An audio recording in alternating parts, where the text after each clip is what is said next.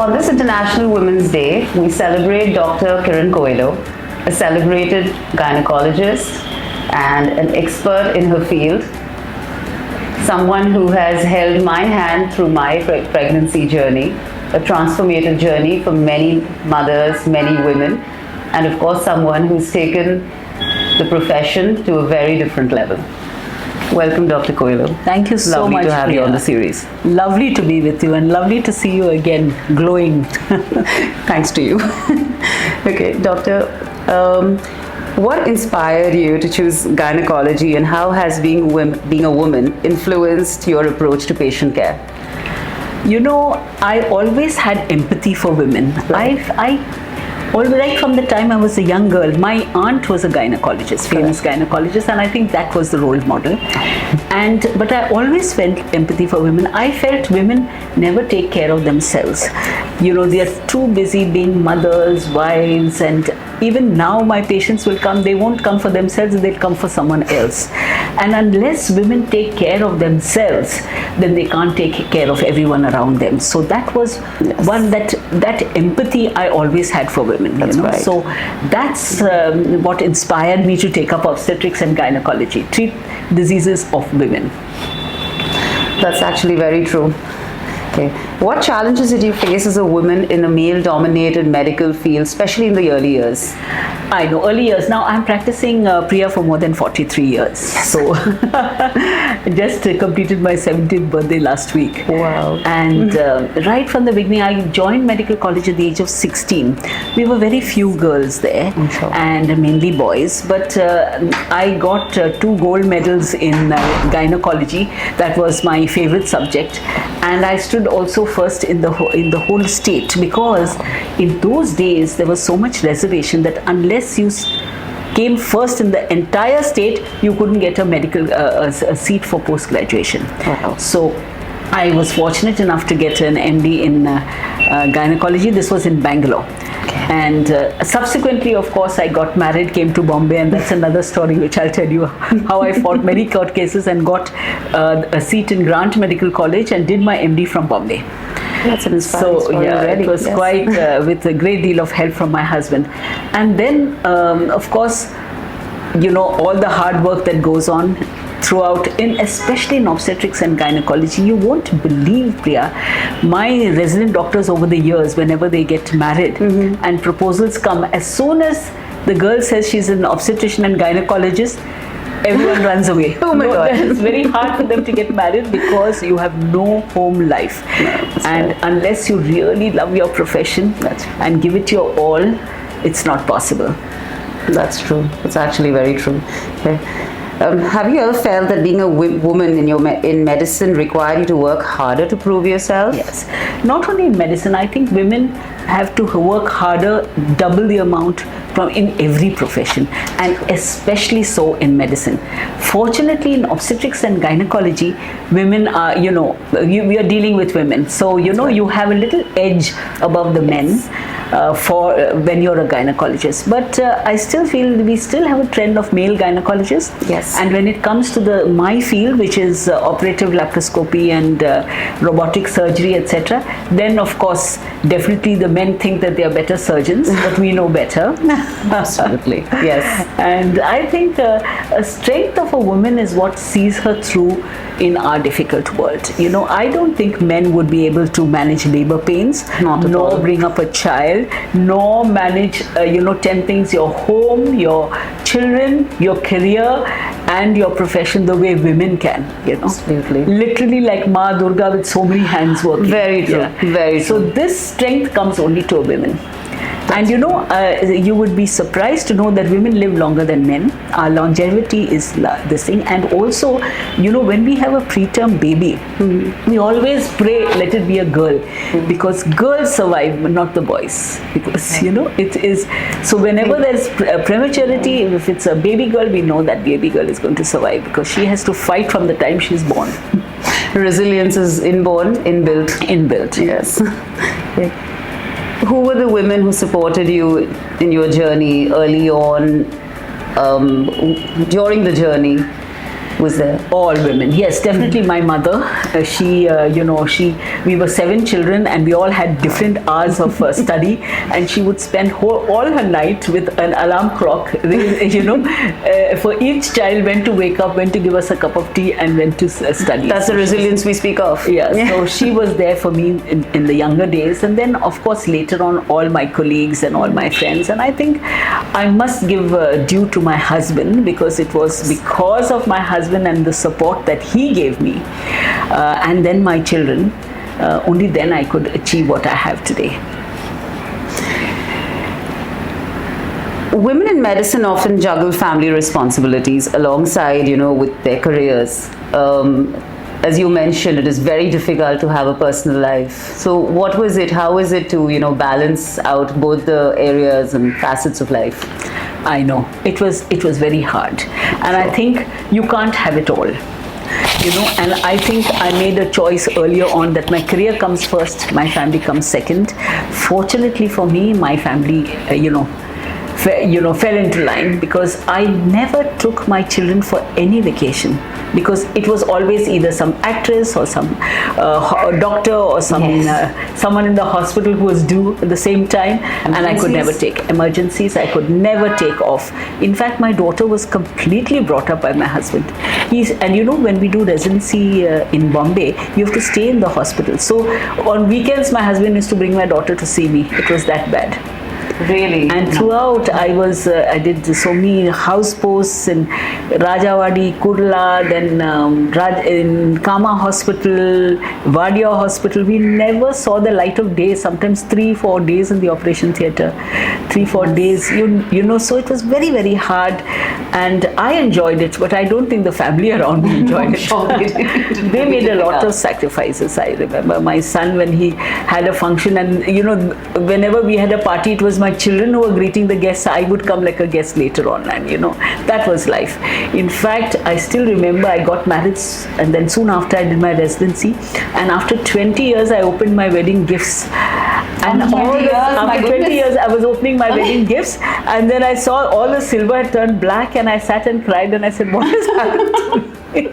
But that is a life, and only if you work so hard, then you can come up. You must love your profession. That's true. And you have to be, always on the ball. Being a teacher, I've been a postgraduate teacher and an examiner now for the past 40 years. Oh, wow. And yes, and so therefore, you're always in touch with young minds, teaching them. They teach you all the time. You're always learning, even up to, medicine. And the paradigm shift in the treatment of obstetrics and gynecology has been amazing. In obstetrics, you have ultrasound now. You literally treat the fetus like a patient. In gynecology, we have keyhole surgery, we have 3-dimensional, and now we have robotic surgery. So the woman can have her uterus out and go to work the next day. It's daycare hysterectomies, large tumors, etc. They don't have any incisions anymore. So it's so wonderful. So you have to be always on the ball. You have to be have cutting edge technology. You have to be training all the time, otherwise you get winnowed out. So I did all the training for gynecology, keyhole surgery. I had many sabbaticals abroad, and I went to Mayo Clinic, trained in robotic surgery, and now I'm head of department of 2 big hospitals. Of course, so that gives you any amount of joy. At the end of the day, when you're tired, you just go through all the surgeries you've done, feel very good, and go to sleep. It's an ongoing process. It's learning, the teaching, everything. And the joy of giving women a better life. I think that's the motivating factor in a gynecologist's life. Also being able to give a mother a lovely baby. I love that. That's a pure joy. That's a personal, that's pure joy. That's pure joy. I think obstetricians are always happy people, because we deal with women in their prime and spread a lot of joy. And it's not like a cancer surgeon or something else, So I think I'm blessed to be in this profession. Have you ever had to make any personal sacrifices, or where you felt that something is left out? This might not just be a personal sacrifice, somewhere where you felt that professionally it could have been something else, or if there's any, not that we see it, but of course there's always a story behind. I know. As I told you, I had a very difficult start to my profession, in the sense, even though I had all the gold medals and I got the seat in Bangalore, but I got married and came to Bombay. Right. And then, because of institutional preference, I was not given a seat for Grant Medical College or for any of the Bombay colleges. So then my husband helped me, and we actually moved the courts. I remember I had this wonderful counsel, Navroz Sirvai. Justice Sirvai's son. Correct, and right. he argued that institutional preference is ultra vires to Article 14 and 16 of the Indian Constitution. There are other things being equal, and I had the gold medals, so why was I not given the seat? And Was it discrimination against? It was no institutional preference. Just institutional preference. And that was a start. It was in all the papers, etc. And then the Grant Medical College allotted one seat in every subject to a person with All India merit. And since I had All India merit, I got that one seat. Thereafter, Justice Bhagwati, etc., they have now had, mine was one of many court cases, and so therefore now they have All India exams. And so therefore some part of the seats are given to people with All India, and that is a real problem for women, because you get married, you go to another place, and then you can't have your profession. Because of institutional preference. So this is something that I had to face. I fought it, and then of course You've paved the way. I was in the system. Then I was a lecturer, I was a professor in Grant Medical College, Nair Hospital, etc. And then, of course, the hospitals that I now work in. Correct. So, it's been a long journey, a lot of sacrifice in the sense, my children could have gone and stayed, but by the grace of God, they both have done very well. My daughter is a professor at the Mayo Clinic, Rochester, Minnesota, in gastroenterology, and my son is one of the youngest directors of Coinbase, which is the largest Bitcoin exchange. Wow. In fact, he's the one who started Coinbase wallet. So by the grace of God, they turned out well, but it could have been, sometimes I feel, that was the only thing that I always feel bad, that I didn't have my children's childhood. So now I try to at least go for holidays with my grandchildren. Yes, I know. We've seen that. So that was a lot but you've been a role model to your children. At least we believe, we see it. I don't know. I think they always remember that I was not there for them. At least I'm making up with it with my grandchildren. Okay. Common women's health issues that still don't get enough attention, you feel, or I know. Absolutely. Women have problems at every age.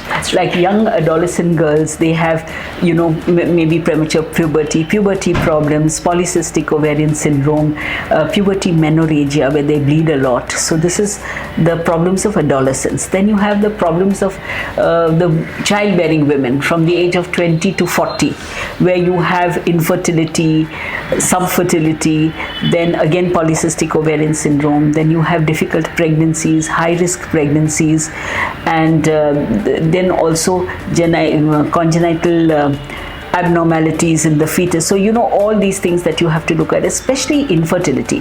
Fortunately, assisted reproductive technology is so advanced that almost everyone can have a baby today. Sure. Like with IVF, then you have IVF ICSI, then we have, of course, surrogacy is no longer there. But these are all the methods by which anyone can have a baby. So that's really wonderful. Then I think another thing is that, I would say sexually transmitted diseases, vaginal discharges, urinary incontinence. These are subjects, especially stress urinary incontinence around menopause. These are topics which are really not given that much of importance. But they do play a major role. But they do play a major yes. Absolutely. So this is something that we must address. And women don't go for regular checkups. That's something I always talk about, give talks in gymkhanas, in public sector and everywhere. And now that Women's Day is coming around, I have a whole lot of slew of lectures. I'm sure. But I'm sure every woman comes for them, but then they don't have. You see, abroad, you don't get your insurance without your regular checkup. But here there is no compulsion. So women don't go. And then you have a person who comes with a lump in the breast rather late in life, or you detect cancer where it could have easily, especially ovarian cancer, uterine cancer, when detected early, prevention is always better than cure. Pap smears and HPV testing and vaccination, all that is so important, and that is totally neglected. The idea of having an annual, I always tell all my patients, give yourself a birthday gift on your birthday and have a total body checkup. Then there are no surprises. That's right. You know, you have a mammography, you have a breast, you have a sonography, you know, a pap smear, and every single female cancers can be detected early, can be treated early, and completely successfully if caught young or caught early. But once it's at the second stage and third stage, then it gets a bit complex. Becomes less. The chances of survival are less. So therefore, prophylactic is so important. Understanding that you have to go for an annual checkup, do all the preemptive steps, take the vaccination, do your pap smears regularly, do your sonography regularly, and then there are no surprises. And everyone can conquer cancer if detected early. Absolutely, yes. It's a very important message, and I think that people should follow through with that. Absolutely. Yes. What advice do you have for women who hesitate to seek medical care due to societal or cultural pressures? I mean, you see a lot of women who just don't, come forward. They're very scared. They have a few, there's a lot of taboo in their mind, or it's been conditioning. So how does that kind of... You're so right, Priya. It is actually conditioning. It is conditioning, women, yes. And that's what I started off with. Women don't think of themselves. Yeah. They always look after everyone else. And then they don't want to, they feel that they don't want to spend that money to go and see a doctor. And, if you're covered with some sort of insurance, then you go because someone else is paying. But to allot that kind of money to your own care, that to preventive care, that I think that is a societal taboo. It is. And that is what we should fight. And especially on Women's Day, my message to all women is take care of yourselves. At least once a year, have a medical checkup. Absolutely, yes. So important. Imperative, yes. What does strength mean to you as a woman?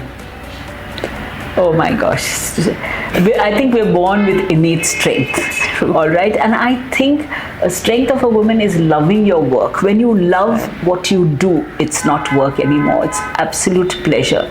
And I think if the people around you help you with your turning your goals, and help you with your work and your pleasure, I think that is all the battle won. Yes. You must have a strong partner who revels in your success, and I think that is the strength of a woman. The person behind them.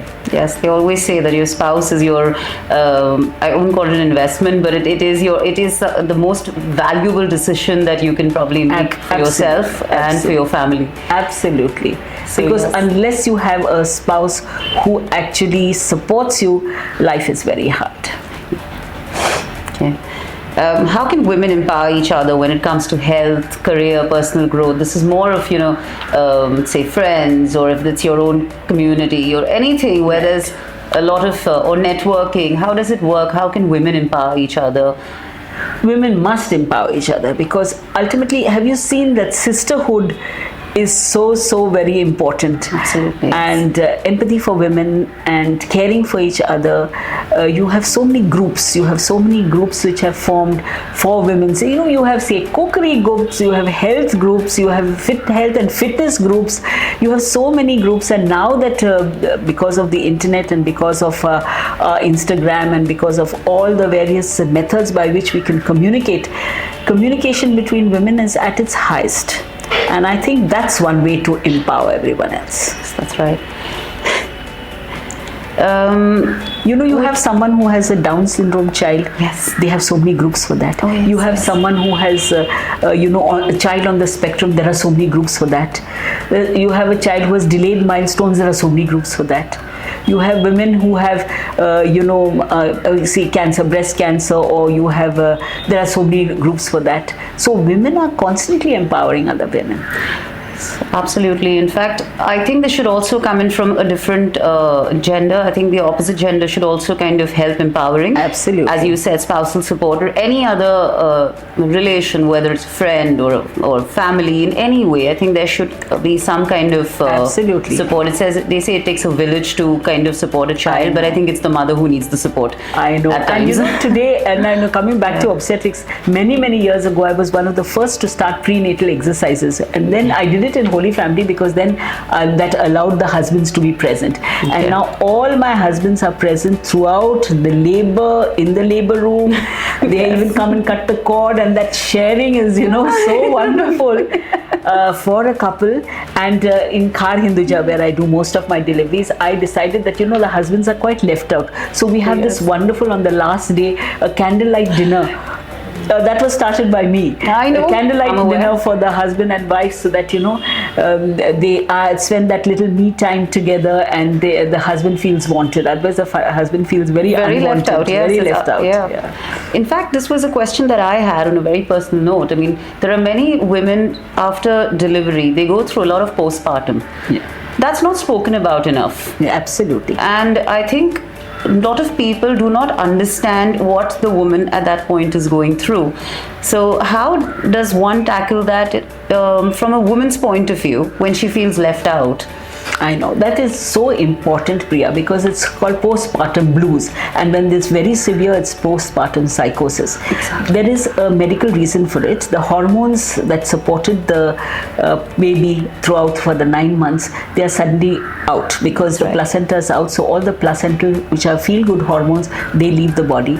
Then the woman is, especially for her first baby, is left with a responsibility. She feels totally responsible for the baby's feeds, etc. She has breastfeeding problems. That's why we have breastfeeding support, we have lactational consultants.